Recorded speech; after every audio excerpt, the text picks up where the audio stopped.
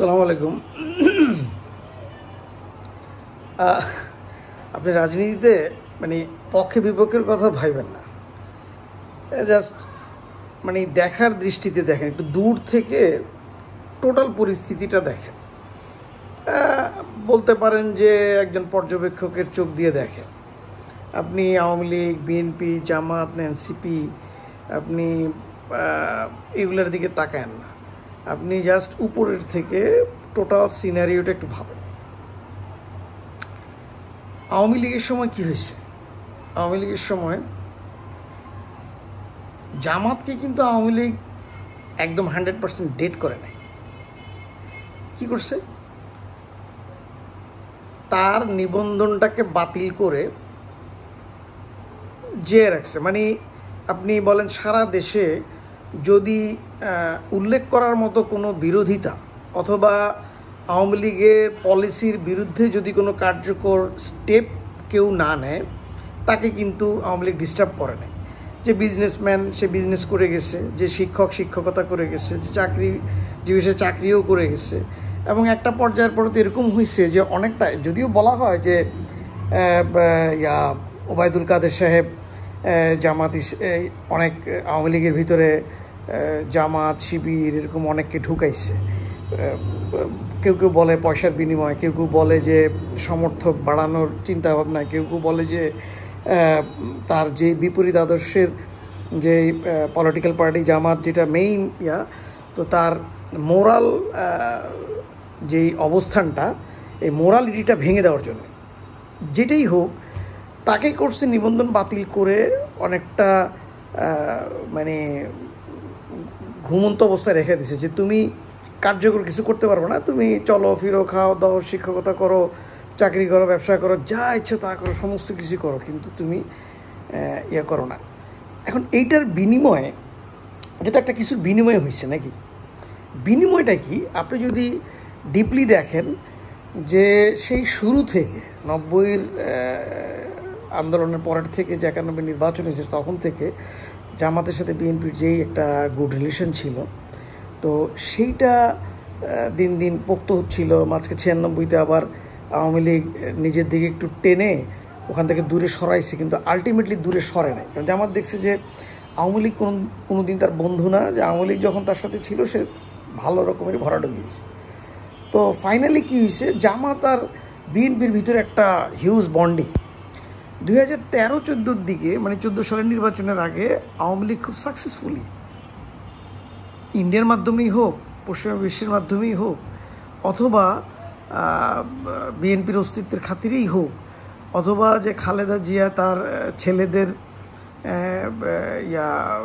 Easy exit যেটা বা good exit যেটা, তো অথবা সেফ এক্সিট যেটা, সেটা করানোর জন্যে আপোষ করেই হোক, যেটাই হোক, সে জামাতের থেকে নিজেকে ডিডাক্ট করে ফেলছে। তো ওই জায়গায় এই যে 14 সাল থেকে নিয়ে 24 সাল পর্যন্ত যেই নিরবিচ্ছিন্ন যে একটা পলিটিক্স করে গেছে আওয়ামী লীগ, সেটার মূলেই ছিল বিএনপি থেকে জামাত আলাদা করে ফেলছে। এবং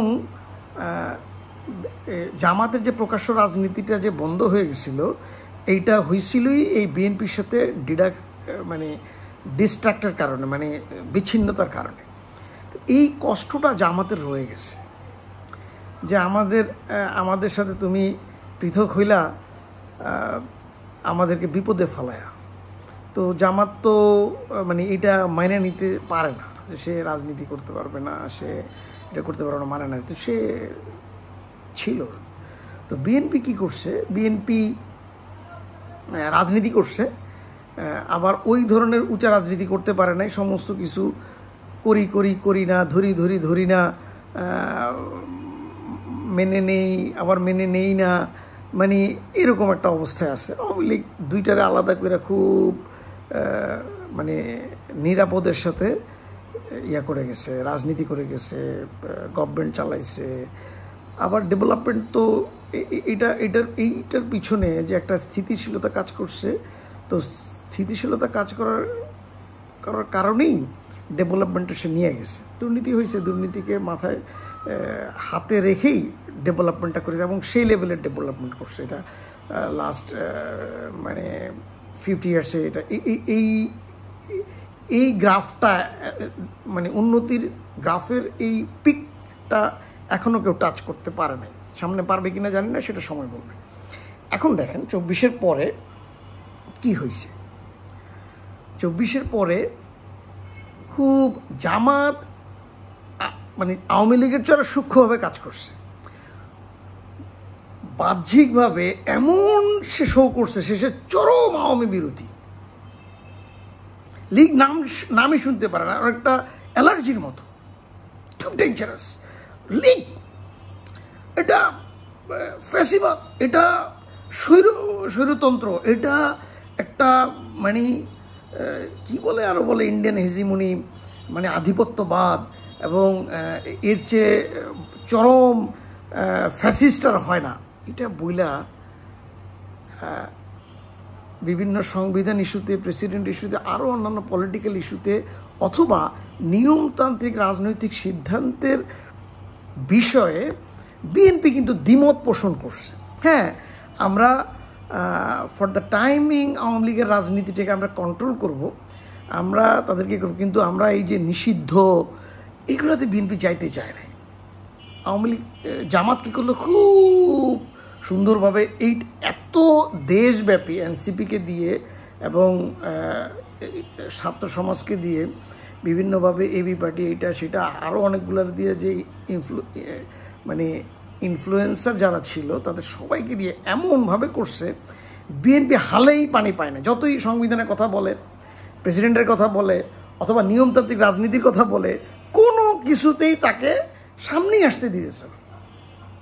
বিএনপি খালি ভাবতেছে যে আওয়ামী লীগের পরে তারই হচ্ছে সর্বোচ্চ স্থান, এই খুশিতে সে এমনভাবে মানে ভাসছে।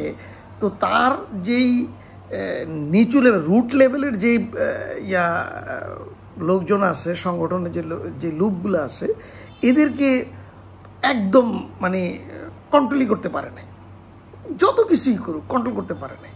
বহিষ্কার করছে, এই করছে, সে আরে 5-6 হাজার যে বহিষ্কার করছে, তো জামাত তো একজনও বহিষ্কার করে নাই তার দলের। এতে দিয়ে কি বুঝে গেল, অন্তত বিএনপিতে 5-6 হাজার চাঁদাবাজ আছে, আরও আছে।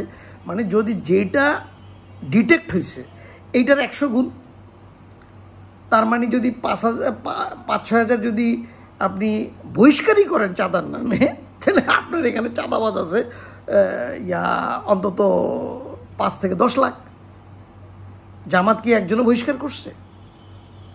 অথবা এরকম প্রকাশ্যে আসছে জামাতের লোক এভাবে চাঁদা খাইছে? হ্যাঁ, আপনি তর্কের খাতিরে বলতে পারতেছেন যে কিভাবে সে ইয়ানত নেয়। ইয়ানতটা কিন্তু কাউকে প্রেশার করে নেওয়া হয় না, খুব পোলাইটলি না দিলে কোনো সমস্যা নাই।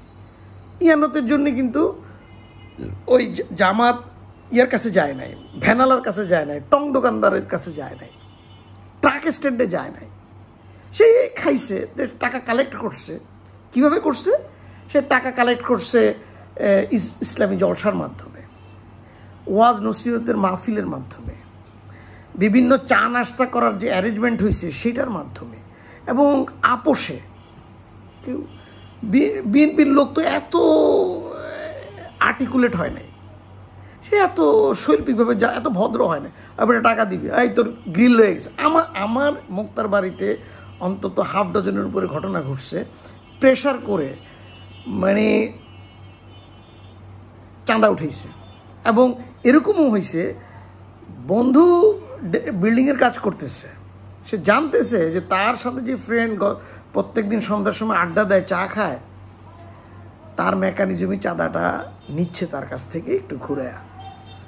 তো এটা তো দেখা, এত জামাতের মতো আর্টিকুলেট হয় নাই কেন? নিজেকে ওভার এস্টিমেট করছে। বিএনপি নিজেকে এত ওভার এস্টিমেট করছে, তার যে পলিটিক্যাল স্টেপ, তার যে পলিটিক্যাল মানে সিদ্ধান্তগুলো, সে হালেই পানি পায় নাই, জামাত উড়াই দিচ্ছে। নিয়মতান্ত্রিক কোনো কিছুতে বিএনপি করতে চাইছে, করতে পারে নাই। আলমগীর সাহেব বলতে চায়, ফখরুল ইসলাম বলতে চায়, মির্জা আব্বাস বলতে চায়, কারো কথাই শোনা হয় না। রুমিন ফারহারা বলতে চায়, কিন্তু স্ট্যাবলিশ করতে পারছে? তাদের মুখ দিয়ে উল্টা বাইরেছে যে তাদের বিএনপির লোকজনকে তারা কন্ট্রোল করতে পারতেছে না। তো জামাত কি করলো? এটা করছে, বিএনপিকে আওয়ামী লীগের সাথে যে ঘেঁষতে চাইছিল, ঘেঁষতেই দিল না। একটা পর্যায়ের পরে আওয়ামী লীগ যখন শেল্টার পাইল না, বাঁচার তাগিদে সিচুয়েশন বলে, আই এম নট শিওর যেটা আমি বলতেছি এটাই কারেক্ট এটা না, কিন্তু সিচুয়েশন বলতেছে, আমার পর্যবেক্ষণ বলতেছে যে একটা পর্যায়ের পরে 6-7 মাস যাওয়ার পরে জামাত করলো কি, সফলভাবে বিএনপির সাথে আওয়ামী লীগকে ডিসকানেক্ট করলো। করার পরে ইন্টারনালি তারা আওয়ামী লীগকে অনেকটা সেভ করলো, বিভিন্নভাবে তাদের ওই যে মবগুলো হইতেছিল ওগুলো আস্তে আস্তে আস্তে আস্তে কমায় ফেললো। ইতিমধ্যে সে বিএনপির সাথে ডিসকানেক্ট করে ফেলছে। করার পরে আওয়ামী লীগও দেখছে যে বিএনপি তো আমার জন্য কিছু করতে পারে নাই, বিএনপি তো মানে জামাতকে ভয় পায়, জামাতের প্রভাবে সে অনেক কাজ করতে পারে, যা বলে একটা বলার পরে আবার দেখা গেছে 2 সপ্তাহ পরে সেটাকে সে গিলে ফেলে আবার এনসিপি জামাত যেটা বলতেছে সেদিকে চলে আসে, অথবা তাদেরকে হাতে রেখে কথা বলে। কিন্তু এনসিপি বা আপনি যে জামাত কাউকে তো হাতে রেখে কথা বলতেছে না, সে যেটা সিদ্ধান্ত নিতেছে ওটাই ইমপ্লিমেন্ট করতেছে। তো করার পরে এখন আওয়ামী লীগ দিচ্ছে আমার বাঁচার তাগিদে। এবং দেখেন লাস্ট 1 মাস যদি আপনি দেখেন, আন্ডারস্ট্যান্ডিংটা আমি জানি না, কিন্তু আওয়ামী লীগ আস্তে আস্তে সামনে সে, কারণ তার তো একটা বিরাট নেটওয়ার্ক আছে। জামাত প্রথমে করছে আওয়ামী লীগের সাথে বিএনপির ডিসকানেক্ট করে তারপরে সে এখন অবস্থাটা কি হবে, আওয়ামী লীগের সময় বিএনপি যে পজিশনে ছিল, বর্তমানে বিএনপি আওয়ামী লীগের পজিশনেই থাকবে না, বিএনপি জামাতের পজিশনে থাকবে। আর আওয়ামী লীগের গত 10 বছর ধরে যে আওয়ামী লীগ যে পজিশনে ছিল, জামাত সেই পজিশনে থাকবে।